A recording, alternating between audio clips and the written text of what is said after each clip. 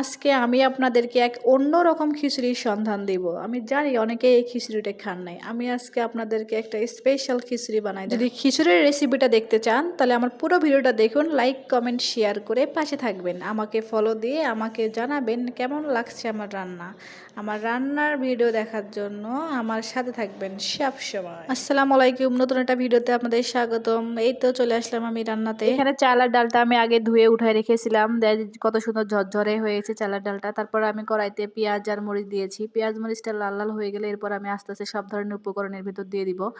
এই তো দেখতে পাচ্ছেন পেঁয়াজটা এখন লাল লাল প্রায় হয়ে আসতেছে। এরপর এর ভিতরে আমি রসুন বাটা, তারপরে হচ্ছে জিরা বাটা দিয়ে ভালো করে নাড়তে থাকবো। এরপর আমি এর ভেতর আস্তে আস্তে শুকনো উপকরণগুলো সব দিয়ে দিব। এই যে আমি হলুদ দিয়ে দিলাম, তারপরে আমি লবণ, তারপরে গুঁড়ামরিচ, আরও যা মশলা লাগে সব দিয়েছি। এরপর আমি যে মেন উপকরণটা বাদাম, আমি আজকে বাদাম দিয়ে খিচুড়িটা রান্না করবো, এই বাদামটা দিয়ে দিলাম। মশলাটা কষানো হয়ে গেলে তারপর বাদাম দিয়ে আরেকটু ভালো করে কষাবো। এখানে যে চীনা বাদামটা আছে সেটা ব্যবহার করছি, আপনারা চাইলে অন্য বাদামও ব্যবহার করতে পারেন। তারপরে ভালো করে কষানো হয়ে গেলে এর ভিতরে আমি আমার আগে থেকে ধুয়ে রাখা যে চাল আর ডালটা ছিল সেটা দিয়ে দিব। আর দিয়ে ভালো করে নাড়তে থাকবো যতক্ষণ পর্যন্ত না এটা মশলাটা ভালো করে এর সাথে হচ্ছে ভালো করে লেগে না গেছে, ততক্ষণ পর্যন্ত আমি নাড়তে থাকবো। এই তো কষানো প্রায় শেষের দিকে। ভালো করে আমি চাল আর ডালটা মশলার সাথে মাখানো হয়ে গেলে এরপর আমি এখানে পানি ঢেলে দিব।